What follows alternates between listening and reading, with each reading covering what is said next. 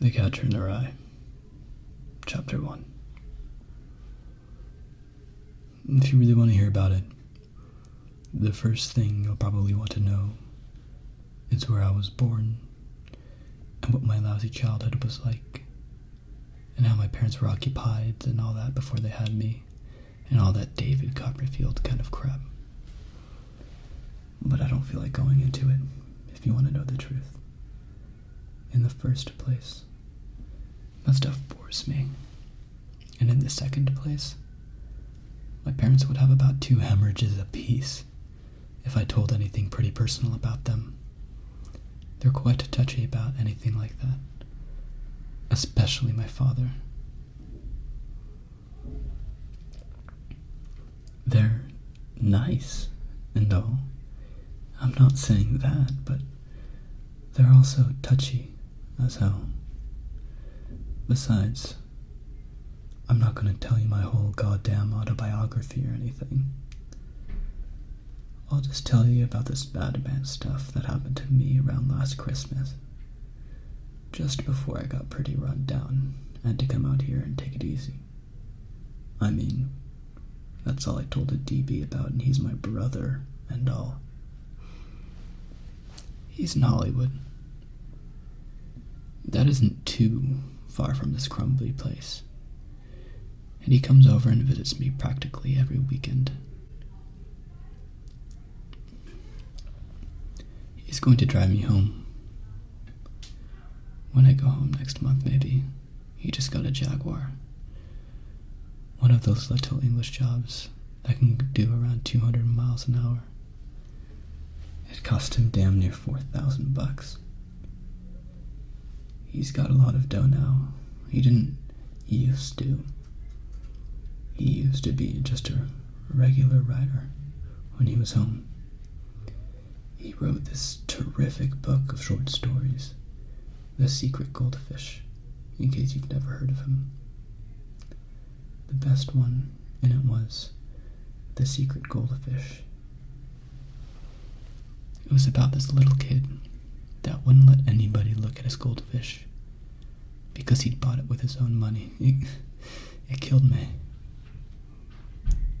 Now he's out in Hollywood, DB, being a prostitute. If there's one thing I hate, it's the movies. Don't even mention them to me.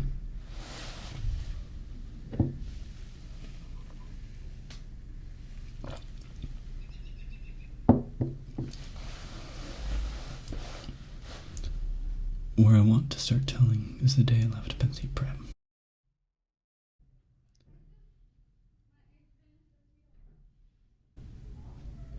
Pensy Prep is a school that's in Hagerstown, Pennsylvania. You've probably heard of it. You've probably seen the ads, anyway. They advertise in about 1,000 magazines, all with showing some hot-shot guy on a horse jumping over a fence. Like as if all you ever did at Pensy was play polo all the time. I never even saw a horse anywhere near the place. And underneath the guy on the horse's picture, it always says, "Since 1888, we have been molding boys into splendid, clear-thinking young men." Strictly for the birds.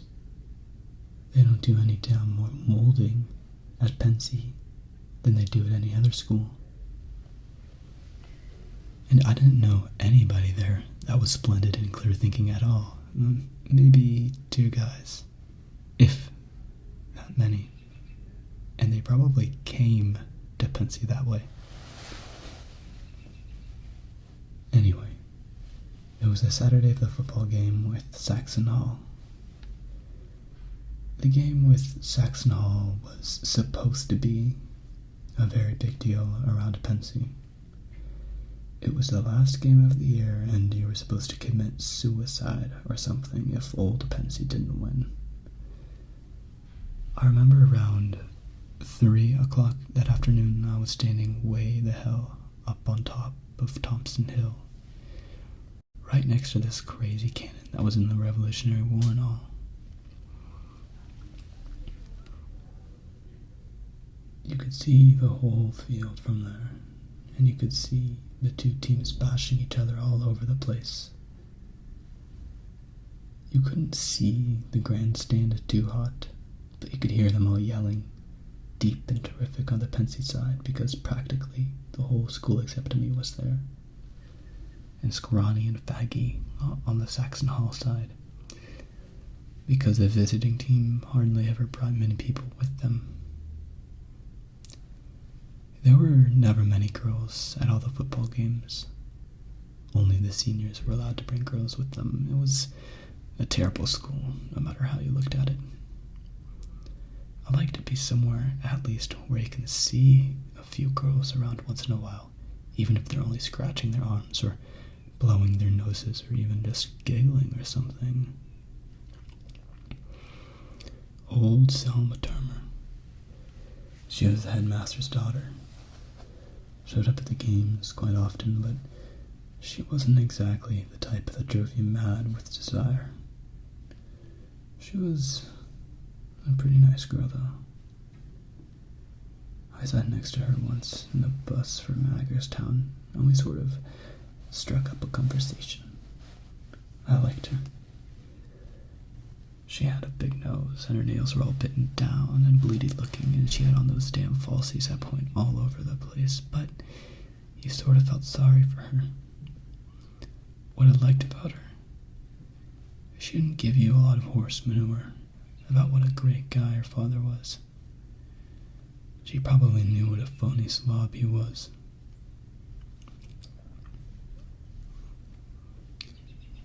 The reason I was standing way up on Thompson Hill instead of down at the game was because I just got back from New York with the fencing team.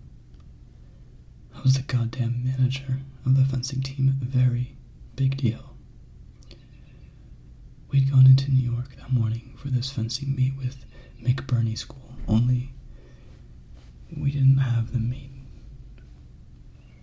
I left all the foils and equipment and stuff on the goddamn subway. It wasn't my fault. I had to keep getting up to look at this map, so we'd all know where to get off. So we got back to Pensy around 2:30 instead of around dinner time. The whole team ostracized me the whole way back on the train. It was pretty funny in a way.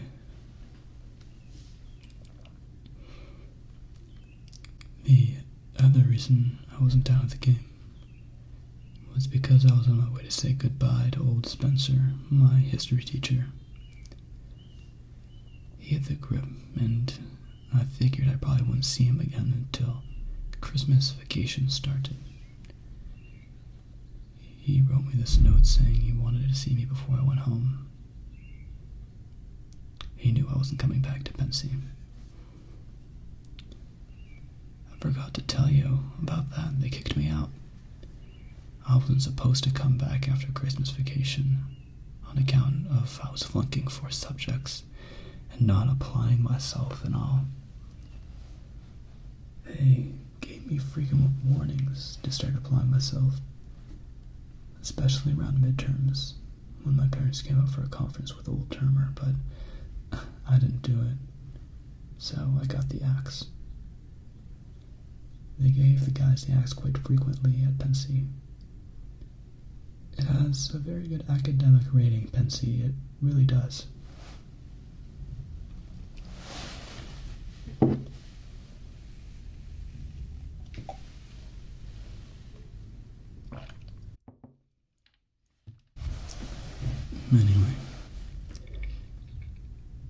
Anyway, it was December now, and it was cold as a witch's teat, especially on top of that stupid hill.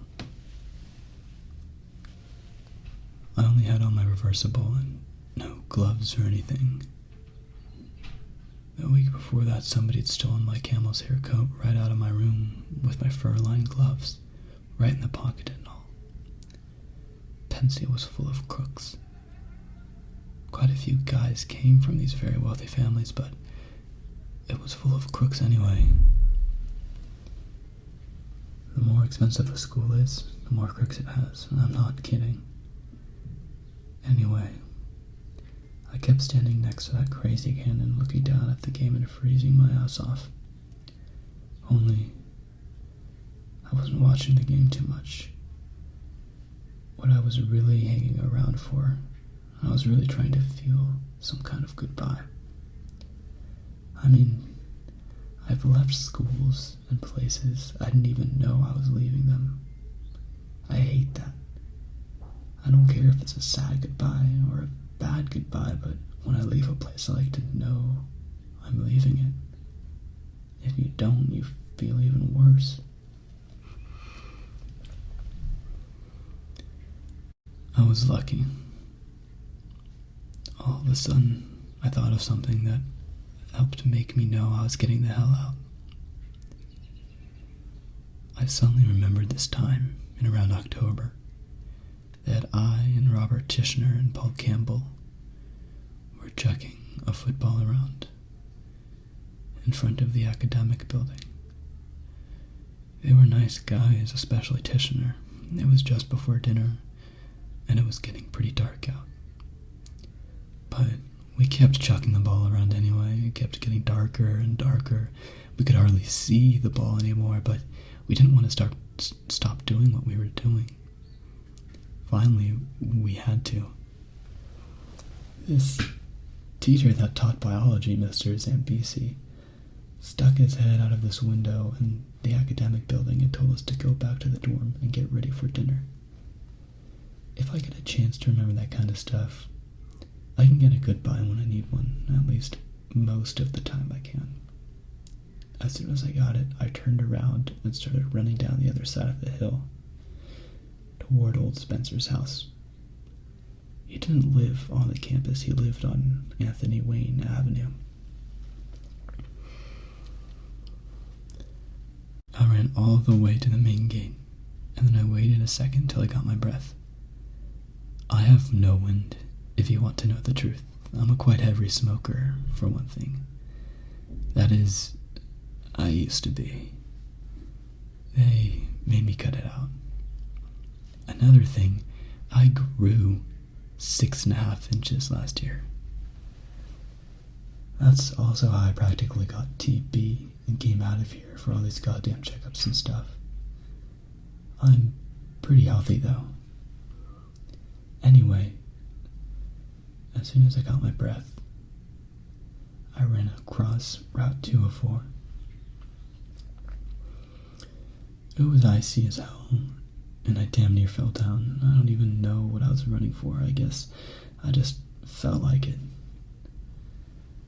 After I got across the road, I felt like I was sort of disappearing. It was that kind of crazy afternoon. Terrifically cold and no sun out or anything, and you felt like you were disappearing every time you crossed the road. Boy, I ran that doorbell fast when I got to old Spencer's house. I was really frozen. My ears were hurting, and I could hardly move my fingers at all. Come on, I said right out loud, almost. Somebody open the door. Finally, old Miss Spencer opened it. They didn't have a maid or anything, and they always opened the door themselves. They didn't have too much dough. "Holden," Miss Spencer said, "how lovely to see you. Come in, dear. Are you frozen to death?" I think she was glad to see me. She liked me, at least I think she did. Boy, did I get in that house fast. "How are you, Miss Spencer?" I said. "How's Mr. Spencer?" "Let me take your coat, dear," she said. She didn't hear me ask her how Mr. Spencer was. She was sort of deaf. She hung my coat in the hall closet, and I sort of brushed my hair back with my hand. I wear a crew cut quite frequently, and I never have to comb it much. "How have you been, Miss Spencer?" I said again, only louder, so she'd hear me.